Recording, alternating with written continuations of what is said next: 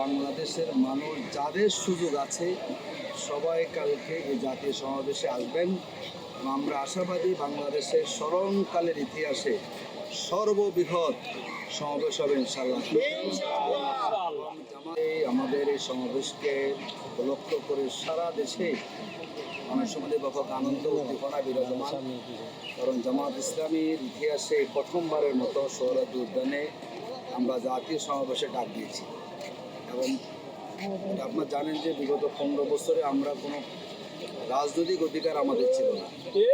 সংগঠন হিসাবে আমাদের যে রাজনৈতিক সুযোগগুলো পাওয়ার কথা, সভা সমাবেশ এগুলো আমরা পাই। আমাদের দলীয় প্রতীক ছিল না, আমাদের নিবন্ধন ছিল না, এবং সেটি আমাদের নিষিদ্ধ করা হয়েছে।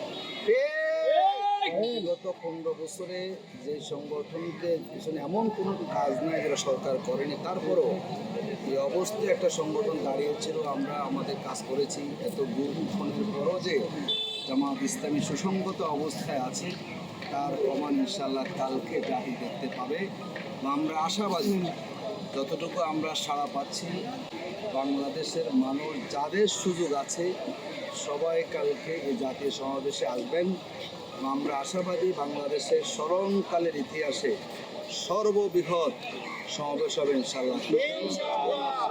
জামাত যে বাংলাদেশের একটা জনপ্রিয় দল, জামাত ইসলামীকে যে এরকম জুলুম নিপীড়ন কিংবা মিথ্যা প্রপাগান্ডা চালিয়ে জামাতকে যে স্তব্ধ করা যায় না কিংবা যাবে না, তারই প্রমাণ ইনশাআল্লাহ আগামীকালকে মানুষ এখানে এসে জানাবে।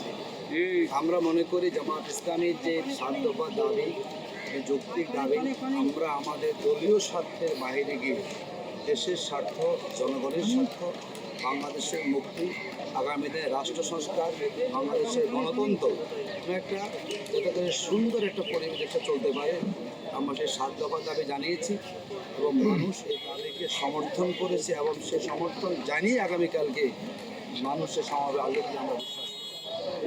আমাদের এই সমাবেশের অনেকগুলো দাবি আছে। ইতিমধ্যে আপনারা জেনেছেন যে আমরা জুলাই গণহত্যাকাণ্ডে আমরা বিচারের দাবি জানিয়েছি।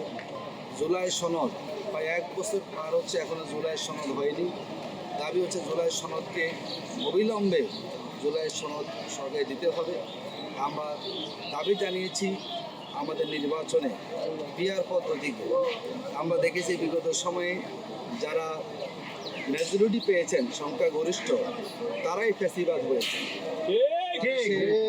যতগুলো রাজনৈতিক দল আছে আমরা জনগণের ভোটের আমরা রক্ষা করতে চাই। প্রত্যেক দলেরই অধিকার আছে পার্লামেন্টে অংশগ্রহণ করা। আমাদের এই দাবির মধ্যে দিয়ে বাংলাদেশের ছোট বড় যত দল আছে তাদের সমর্থন প্রমাণিত হবে এবং তারা ছোট হলেও তারা পার্লামেন্টে তারা যাওয়ার সুযোগ সেখানে পাবে, যার মধ্যে দিয়ে একটা অঘোষিত জাতীয় সরকারের কাঠামো তৈরি হবে এবং মানুষ রাজনৈতিক নেতৃবৃন্দকে পাবেন পার্লামেন্টে।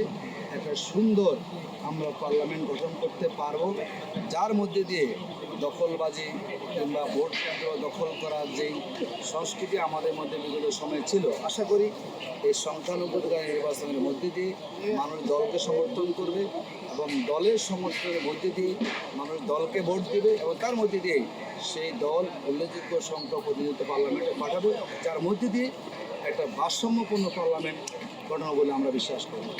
ইতিমধ্যে মানুষের সমর্থন আমাদেরকে দিচ্ছে। আশা করি আমাদের এই সমর্থনের মধ্যে দিয়ে আগামী নির্বাচনকে অবাধ, নিরপেক্ষ, সুষ্ঠু, সবার কাছে গ্রহণযোগ্য এবং আগামীর বাংলাদেশ বিনির্মাণে এই পদ্ধতির কোনো বিকল্প আছে বলে আমরা মনে করি।